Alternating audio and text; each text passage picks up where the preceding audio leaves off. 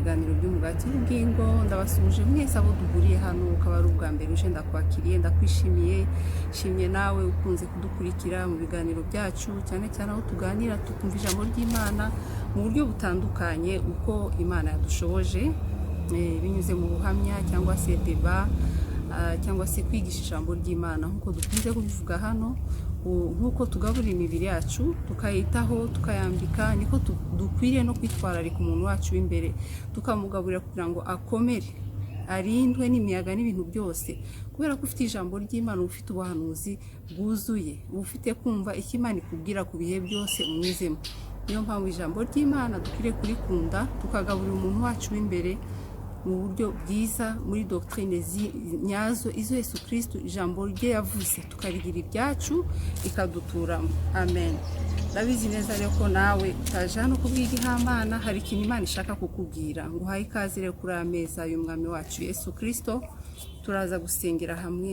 Reka tubumbure Bibiliya zacu cyangwa untege ugutwi. Turasoma amagambo ari muri Matayo 16, duhere kuri 13 tugenda dusoma tuganira. Amina. Haravuga ngo nuko Yesu ajya mu gihugu cy'i Kayisariya ya Filipo, abaza abigishwa be ati, abantu bagira ngo umwana w'umuntu ndinde? Amen. Ushobora kukubaza nawe, nuko Yesu ajya mu mudugudu utuyemo, abaza abigishwa be, nukuvuga abantu bagendana nawe, abantu yari yarigishije, abantu wenda yakuze bareba urungano rwe. Yarabaza ngo ese umva abantu aho hanze banyita nde? Uyu munsi dufite abantu bumva Yesu bakumva ibitangaza, bakabona ibintu akora mu bantu, ariko bakamwita amazina bagendeye ku byo bumvise gusa. Na Yesu rero yagira ngo yumve, ese abantu tugendana muri bitangaza bareba baba barayishuriye ko ndi Kristo? Yesu ashimwe. Nuko arababaza ikibazo cyoroheje, nuko nawe ushobora kukibaza, cyangwa Yesu yakikubaza ngo ese aho hantu aho hanze ngo abantu bagira ngo umwana w'umuntu ndinde? Amen. Kandi ikindi nakunze hano, aka kabazo Yesu yakabaje abantu bamuzi. Ni byiza rero kujya ubaza uriwe, cyane cyane abantu mugendana bakuzi by'ukuri, kuko kenshi kuba abantu bumva izina ryawe ntibabisobanura ko bakuzi. Kuba abantu bakurebera kure mudaturanye ngo mubane nyakubana, ntabwo bashobora guhishurirwa bamenye neza uriwe. Iki kibazo rero ndumva Yesu yarakibaje abantu bakwiriye, kuko yari yarakoze ibintu byinshi, ariko arabaza ngo hanze mwumva banyita nde, umwana w'umuntu?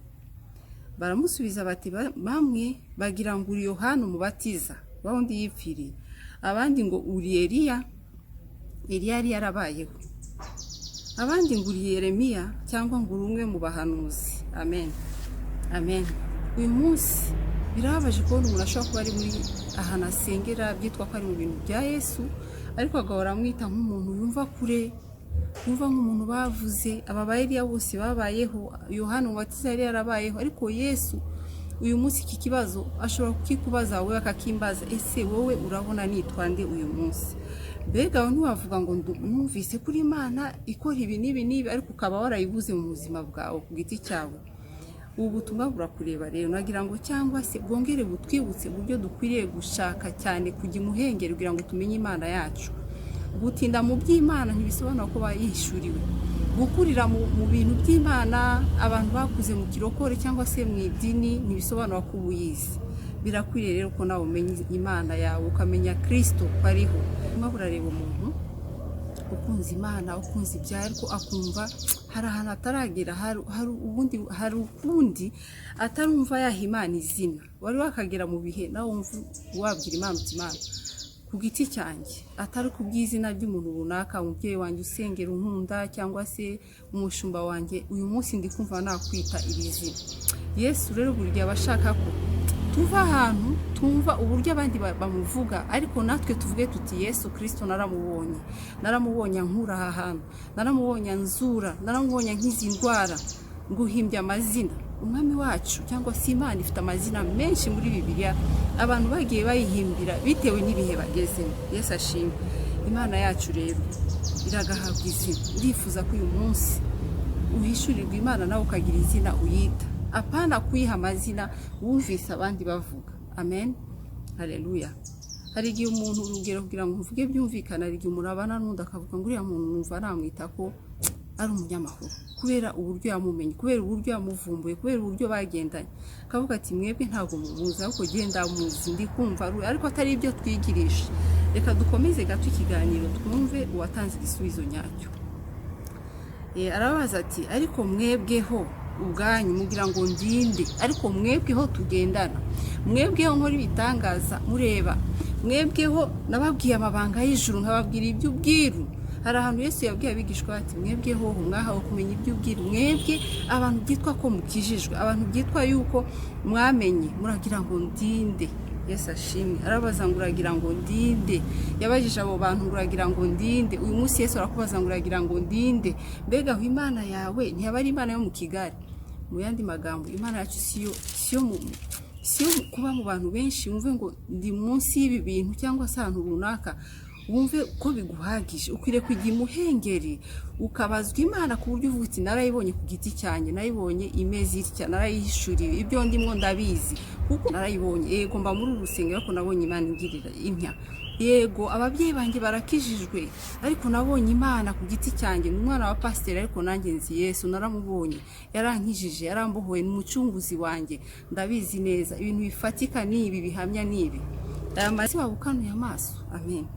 Nuko Petero aramusubiza ati uri Kristo umwana w'Imana ihoraho. Haleluya. 17. Yesu aramusubiza ati urahirwa Simoni wa Yohana, kuko umubiri n'amaraso atari byo byabiguhishuriye, ahubwo ni Data wo mu ijuru. Haleluya. Urumva ndi nababwiye ko Petero yatanze igisubizo gitandukanye n'icy'abandi. Ntabwo yavuze amazina yumvise hehe na he, ahubwo yageze ahantu ahumuka amaso ubona yuko ari Kristo umwana w'Imana. Amen. Mu yandi magambo Yesu aramubwira ati Petero ibyo uvuze nibyo kabisa, kandi menye neza kutabihewe, ntabwo ubiherewe n'umubiri n'amaraso n'ubwenge bwawe, ahubwo ni Data wo mu ijuru uguhaye kubimenya. Amen. Birakwiriye ko Imana yacu tuvuga tuba twarayibonye, atari inyama n'amaraso. Yandi bagabo bisobanura atari ibintu twabwiwe, atari ibintu twishushanijemo, ahubwo twarayibonye, twarabihawe na Data wo mu ijuru.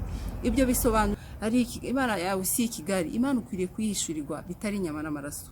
Uyu Yesu turamubwirwa, uyu Yesu baramutweretse ko tugomba kugira abatubanjirije, ariko hari abamuhishuriwe. Reka mbaho urugero rwa Pawulo. Pawulo yatudeza itorero ry'Imana, aramwihishurira, aramwiyereka, arangije aramubwira ngo Pawulo umushakira iki? Niyo wamaze guhura n'Imana hari ibintu rero bikubaho, nibyo ngiye kurangiriza. Icyambere, Imana iguhindurira izina, Imana ikuzima, ugatangira kumva ko mwegeranye, ngo kandi kuri yo kubwihishurirwa ungizeho hari ibintu ngiye kugukoraho, nguhindura izina, uri Petero. Icya kabiri, cy'umuro ryanjye kuri urwo rutare, ni kuvuga kuri wewe kuva uyu munsi ucitse urutare, kubera ko wamenye, kubera ko wamishuriwe, kuva uyu munsi uhindutse urutare. Ingaruka bikugiraho. Amen. Ntidukwiriye kugira Imana yo mu kivunga, ntidukwiriye kugira Imana twabwiwe n'abandi, dukwiriye guhishurirwa iyo Mana batubwira. Uyu Yesu turamubwirwa, ariko birasaba ko nawe umuhishurirwa, ukajya imuhengeri ku buryo utabihabwa n'inyama n'amaraso. Uyu Petero nibaza ko yarari mu yindi position, yarari mu kindi kibanza cyo kwemanga yuko Yesu Kristo ari we Kristo. Imana irashaka ko natwe tujye imuhengeri, twinjira indani kujya imuhengeri. Ese kutabihabwa n'inyama n'amaraso bisobanura iki? Ni ukuvuga ngo biva mu bwenge bw'abana b'abantu, ni ukuvuga ngo uva muri cya kibanza cyo kudatahurisha logike zacu, ahubwo ukabihabwa n'Umwuka Wera, ukabihabwa n'Imana, ukagendera muri uko kumenya ko Yesu Kristo ari we Mana. Igikurikiraho nuko Imana ikubakaho, ikugira inkingi, ikakugira urutare.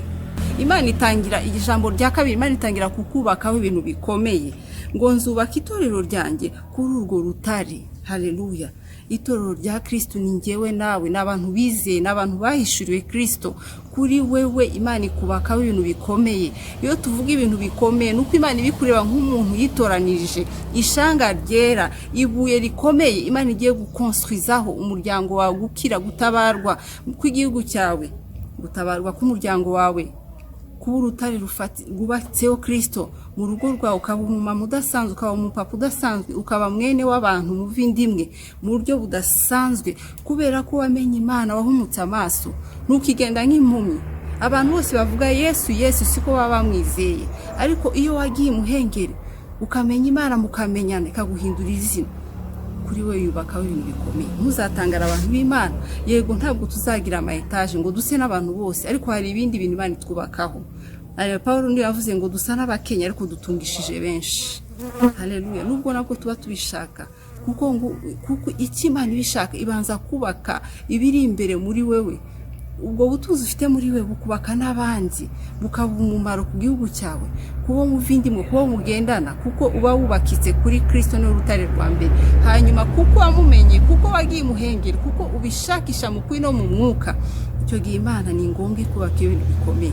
Niyo mpamvu abantu b'Imana ubona ari ishanga rikomeye. Amen. Iyo ni ingaruka ya kabiri. Ingaruka nziza ya gatatu iravuga ngo kandi amarembo y'ikuzimu ntazarishobora. Amarembo y'ikuzimu ntabwo azagushobora kubw'umugambi gufitiye. Waruzi ko Imana ishaka kukubakaho ibintu bikomeye. Waruzi ko Imana igufiteho projet nziza kubera ko wamenye agakiza, kubera ko wamenye Kristo. Kuri wa marembo y'ikuzimu ntabwo azagushobora. Ibi ndabivuga nemanga kuko ni isezerano twahawe n'Umwami wacu Yesu Kristo. Abamwizeye, abamukurikiye, abubakiye kuri we, ntabwo amarembo y'ikuzimu azabashobora. Ese amarembo y'ikuzimu bisobanura iki? Ni imbaraga z'umwijima, nibishaka kutumira bunguri, nibishaka kutuvanaho Imana, nibishaka kutwica. Ariko ndashaka kukubwira ngo ntuzapfuzarama mu gihe wubakiye kuri Kristo, utubakiye ku bwenge bw'abana b'abantu utigani. Muri Petero haravuga ngo Satani ameze nk'intare izenguruka kugira ngo irebe iconshomera. Amarembo y'ikuzimu ntabwo azagushobora. Izo nzozi wirirwa urota umenye yuko amarembo y'ikuzimu ntabwo azagushobora kuko wubakiye kuri Kristo. Amen. Ibi bireba abamumenye nyakuri, abagendana nawe, kuko hari igihe abantu babivugisha akantu ariko batabihishuriye mu mwuka ngo babimenye yuko Kristo bagendane, bakore babe ubuzima bwejejwe. Ntabwo wakwishuza utabizi, ukaba waribitse mu Mana. Menya yuko ijambo rikureba. Amarembo y'ikuzimu ntabwo azagushobora. Amarembo y'ikuzimu nizo ndwara zidutera, nizo mpfu zishaka kutujyana, tuzapfa kuko kubaho ni Kristo no gupfa n'inyungu. Ariko mu gihe Imana igufiteho umugambi mwiza, ntuzapfa uzarama. Iracyagukeneye.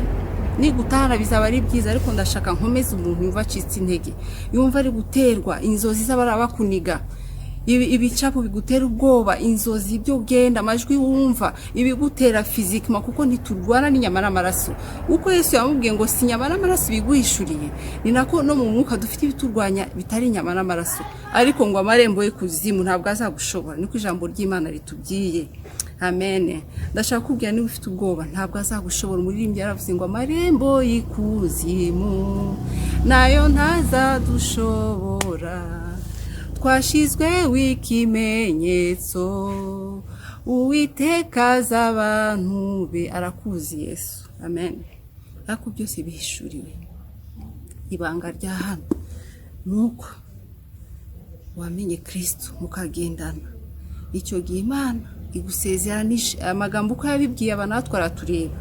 Iri ni ijambo rikangurira umuntu amaze iminsi ari mu bwoba, amaze igihe yaterwa. Nagira nkubwire yuko Imana ikikubakaho ibintu bikomeye. Uracyari munsi y'umwubatsi mwiza, umubumbyi mwiza. Kubwo imigambi gufitiye ntabwo amarembo y'ikuzimu azagushobora. Haleluya.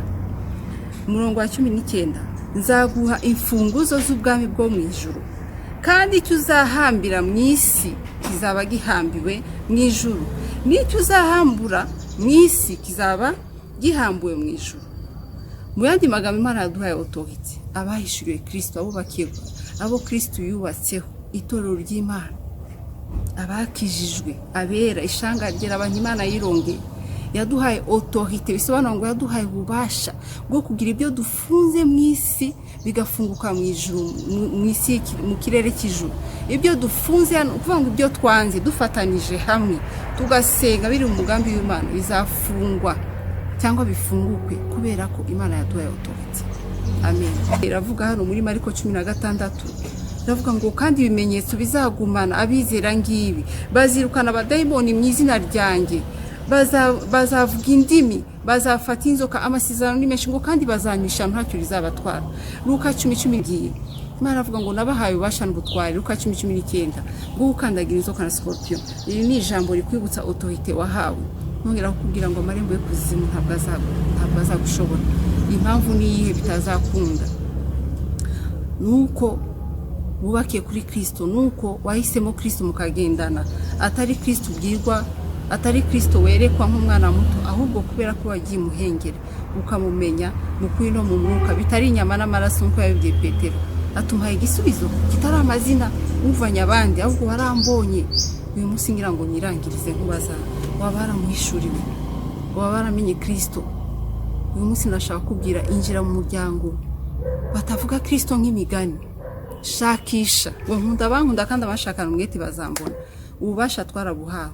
Ikibazo narangiza nibaza nkubaza, ese niko biri koko iyo autorité tuyigendamo? Nashaka kugira ngo uzegera abantu bakijijwe, abantu babigenzemo neza. Amarembo y'ikuzimu arabashaka kenshi, azadukora ariko ntituzapfa, tuzarwara ariko tuzakira, tuzaca komeye, nguzaca mu gicu cy'urupfu, nzaba ndi kumwe nawe Uwiteka n'umwungere wanjye. Ariko nagira ngo nkuyakirire umunsi winjire mu bantu bamenye Kristo, abantu bamenye Kristo, abantu bashaka kugendana nawe by'ukuri, atari abantu bajenjeka. Icyo gihe amarembo y'ikuzimu ntabwo azadushobora. Kristo niko yavuze, bisobanuye ngo azaza ariko tuzarwana nawe mu butsinzi bwa Kristo. Nous sommes plus que vainqueurs, tugendera mu butsinzi bwa Kristo. Uyu munsi nagira ngo nkubutse ko wahawe imfunguzo. Uyu munsi ugira ibyo ufunga, ugire n'ibyo ufungura ku buzima bwawe, kubikugose ibiro kukubuza amahoro. Uyu munsi nagira ngo ko amarembo y'ikuzimu atazagushobora kubwo umugambi Imana igufitiye. Nagira ngo dusengere hamwe. Reka dusenge. Nagira ngo usabire umuntu amaze igihe yumva iby'Imana nkaho ari ibintu byoroheje, ibintu wagira ngo ni kigare, ariko nawe wisengera unakomeze, kuko nitwarangiza aka kanya wongere wemereye Yesu, uvuga uti Yesu, sinki ushaka kukugendana nawe nkuko ababyeyi bakumbwiye, nkuko bakunyereka, nkuko abambanjirije bavuga nkumva ndi kure, ndashaka kunyereka. Nagira ngo dusenge.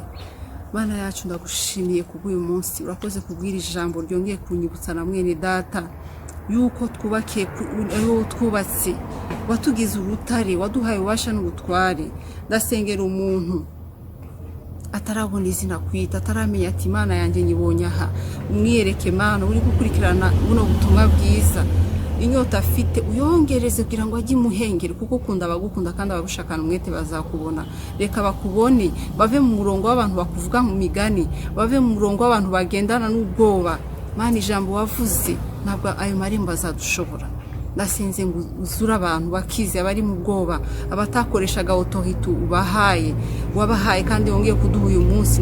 Ndafunze izo ndwara, ndafunze iyo myuka mibi, izo ndwara zibatera, ibyo bitero by'abadayimoni nijoro, kubaniga inzozi mbi, ndategetse ngo bihunge mu izina rya Yesu. Nirukanye imyuka mibi bagendaho, abana babakumenye ariko bagitegereje abantu babasengera, bagitegereje abantu babavugira kuri wowe Mana, ngo umwenda wari ukingiye ahera wacitsemo kabiri. Ndasenze ngo abana bawe binjire, nirukanye umwuka w'ubwoba na kirukabiri tubariho mu izina ryawe Yesu. Uko Petero yagendanaga nawe ukamuha kuguhishurirwa, ukavuga ngo sinyama n'amaraso bibikubwiye wowe Simoni wa Yohana. Mana nukuri, reka nabo bakumenye, ubiyereke, imbaraga zawe zibasure, kugira ngo abana babave mu kutamenya. Waravuze ngo ubwoko bwanjye bwishwe no kutamenya. Uyu munsi reka bamenye ko ari wowe Kristo, kandi ko waduhaye autorité, ubasha n'ubutware bwo gukandagira inzoka na scorpion. Ukomeze kubana natwe, wongere wibuke ko Yesu yaguhaye ubutware bwo kugara no kugura, kandi amarembo y'ikuzimu ntabwo azagushobora. Ariko kubera ko Kristo akubatseho, wishurirwe Kristo. Ntabwo Imana yawe ari ukwiriye kumvira mu migani, ni Imana mugendana, yaraje ituye muri twebwe, ni Emmanuel, biteguye kukwiyereka nuyikundira.